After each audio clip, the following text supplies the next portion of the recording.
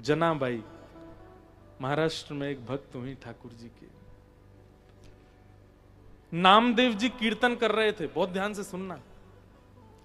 और नामदेव जी के कीर्तन में सारे वैष्णव उछल उछल करके नाच रहे थे, जय जय राम कृष्ण हरि, जय जय राम कृष्ण हरि। तो रोज नामदेव जी के कीर्तन में वैष्णव नृत्य करते थे। जनाबाई को वहीं ठाकुर जी दिखाई देते थे। ठाकुर जी भी आए, विट्ठल भगवान ऐसे रहते हैं ना पंढरपुर में, तो विट्ठल भगवान आए और आकर के विट्ठल भगवान भी जोर जोर से उछलने लगे, नृत्य करने लगे। जनाबाई दूर से ऐसे बलैया लेती, आहा मेरो विठोवा कैसो नाच रो। जनाबाई कभी मंदिर नहीं जाती थी दर्शन करने। सब लोग कहते थे, ए जना तू मंदिर क्यों नहीं चलती? बोले मैं मंदिर क्यों जाऊं, मेरे लिए ठाकुर यहीं आ जाता है, मैं तो यहीं दर्शन कर लेती हूं। बोले कब? बोले शाम को जब नामदेव जी जब कीर्तन करते हैं तो उसी कीर्तन में ठाकुर जी आते हैं। तो सब लोग सोचते थे जनाबाई ऐसी बोलती है, ऐसी बोलती है ये। सब हंस करके टाल देते थे बातों को।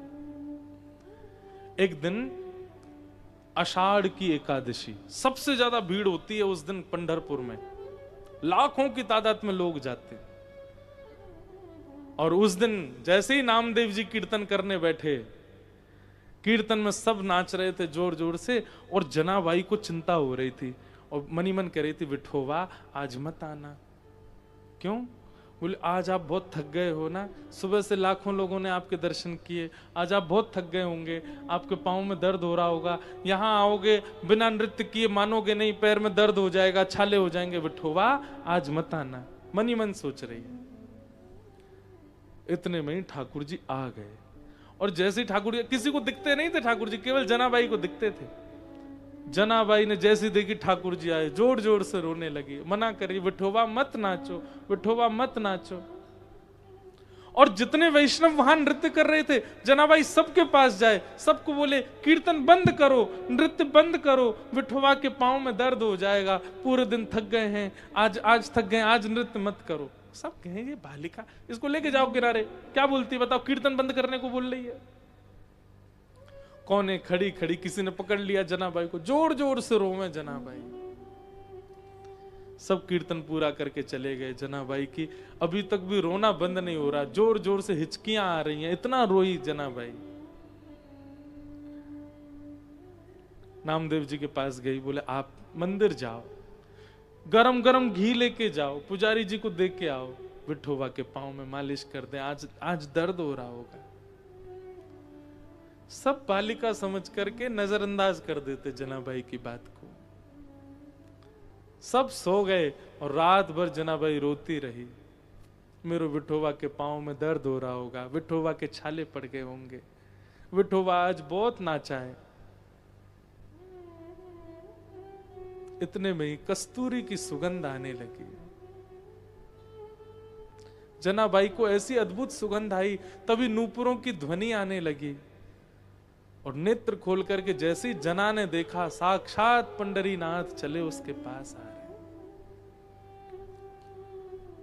और आकर के सन्मुख बैठ गए, और ऐसे बैठ करके अपने दोनों पैर जना की गोद में रख दिए। ले दबा पैर, कब से रो रही है, मेरे दर्द हो रहा होगा, ले घी ले, क्या लगा मालिश कर। इसे कहते हैं रास। आप ठाकुर के समीप गए, वो रस है, पर आपकी भावना से ठाकुर आपके समीप आ जाए, वो रास है। रास का मतलब नृत्य नहीं होता, लेकिन ठाकुर अगर आपके समीप आ जाएंगे तो फिर नाचना स्वाभाविक होगा, अपने आप नाचने लगोगे। इसलिए हमको रास में नृत्य दिखता है, पर नृत्य का मतलब रास नहीं। और जनाबाई ठाकुर जी को फिर मालिश करती है, पांव दबाती है, ऐसे डांटती ठाकुर जी को, विठोबा ऐसे नाच रहे थे, मैं मना कर रही थी, दर्द हो जाएगा पांव में। ठाकुर जी से बोली, कुछ खाया आपने? ठाकुर जी बोले, हाँ क्या खाया? पूरन पोली। और क्या खाया? दाल भात। अच्छा, अब वो छोटी सी जना, उसको कोई वेद शास्त्र तो आते नहीं, ऐसी छोटी छोटी बात करी। अच्छा कल क्या खाया था? ठाकुर जी बोले, पूरन पोली और दाल भात। परसों क्या खाया था? ठाकुर जी बोले, पूरन पोली। रोज पूरन पोली खाते हो? बोले क्या करे, मंदिर में यही बनता है। तो जनाबाई बोली मैं कुछ नया बना के पवाऊं आपको। बोले तू कैसे बनाएगी? बोले मैं बना दूंगी, एक काम करना बस। बोले क्या? मैं एक कुछ काम मैं करूं, कुछ आप मेरी सहायता करना, अकेली हूं ना मैं। ठाकुर जी बोले क्या करूं बता? बोले कंडे ले आओ ऊपर से। ठाकुर जी गए ऊपर से, त्रिलोकीनाथ कंडा उठा के ला रहे। जनाबाई चूल्हा चेताएगी, मेरे लिए भोजन बनाएगी, अग्नि प्रज्वलित कर दी। अब जना यहाँ सब्जी आदि अमनिया कर रही है। ठाकुर जी कह रही फूंक मारो, कंडा में फूंक मारो। ठाकुर जी फूंक मार रहे। इसको कहते हैं रास। और फिर बढ़िया बढ़िया सामग्री बना करके ठाकुर जी को पवाई। इतनी अच्छी लगी ठाकुर जी को, इतनी भाई ठाकुर जी को। अब तो ठाकुर जी की जिह्वा को जना के हाथ का भोग लग गया। अब तो ठाकुर जी कहें सुन जना, मैं रोज आऊंगा और तू बना के पवाना मेरे को रोज। जना बोली ठीक है, कल नया कुछ बनाऊंगी। हाँ ठीक है। रोज ठाकुर जी जाते जनाबाई के पास। एक दिन रुक्मणी जी ने पकड़ लिए, ये मंदिर बंद होती रात में कहां जाते हो आप? बोले मेरी एक भक्त है जना, वो बहुत अच्छा प्रसाद बनाती है, वो पाने जाता हूं। ठाकुर रुक्मणी जी बोली मुझे क्यों नहीं लेके जाते? अरे छोटी सी है, छोटे छोटे उसके हाथ है, आधा काम तो मैं करवाता हूं जाके, अकेला मेरा बन जाता है। एक बार तो मैंने एक रोटी और मांग ली तो बोली अब खत्म हो गई। इतना सा तो बनाती है, अब तुम भी चलोगी साथ में, वो कहां से इतना बनाएगी? रुक्मणी जी बोली अच्छा मुझे ले चलो, मैं दूर बैठ के देखूंगी। ठाकुर जी बोले ठीक, आना नहीं तो वो बिना पवाए भेजेगी नहीं, मेरी एक रोटी के दो हो जाएंगे, तुम मत आना। ठीक है। रुक्मणी दूर खड़ी हैं और जनाबाई अपने हाथ से ठाकुर जी को पवा रही है। ठाकुर जी पाते पाते जैसे कुछ गिरने लगता है ना, जना ऐसे हाथ कर लेती है आगे, और हाथ करके वो जो नीचे आता है उसको पा लेती है। कभी ठाकुर जी पाते हैं तो पाते पाते जना कहती है मैं पवाऊं, तो ठाकुर जी से मुंह खोल के बैठ जाते हैं, पर जना अपने छोटे छोटे हाथ से पवाती है। रुक्मणी जी आज कह रही हैं कि मैं लक्ष्मी क्यों हूं, मैं कोई भक्त क्यों नहीं हुई? जो सुख इन सबको मिला वो मुझे तो कभी नहीं मिला। इसे कहते हैं रास।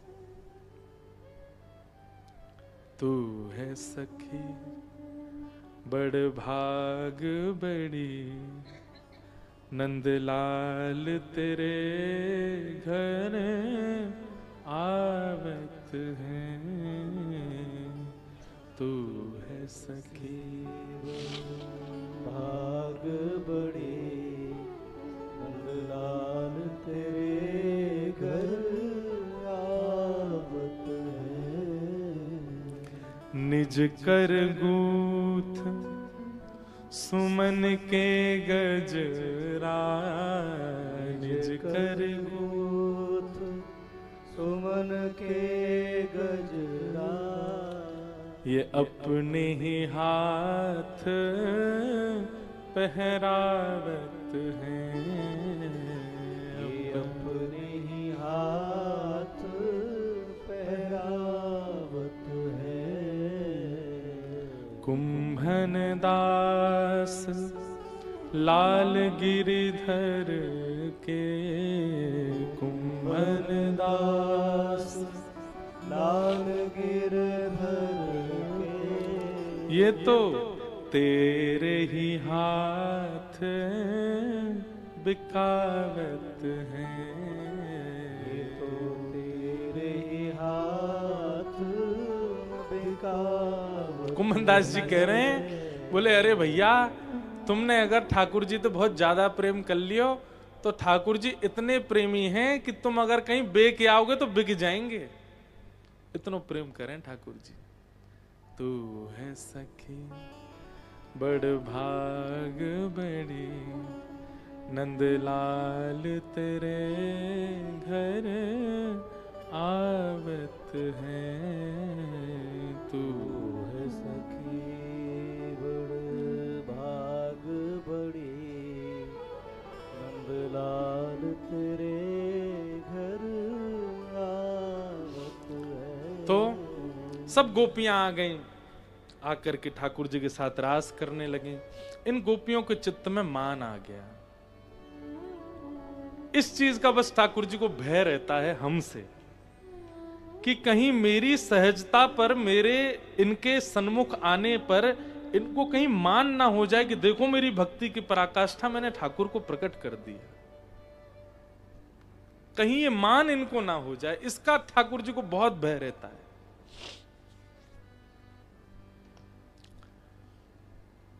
आपने अगर एक बार भी सोच लिया कि देखा मेरा भजन, मेरा नाम जप, मेरी निष्ठा देखो, मैंने ठाकुर जी को प्रकट कर दिया, बहुत पीड़ा होती है ठाकुर जी को इस बात से। बोले इस सामर्थ्य को कभी गिनाना नहीं मुझे।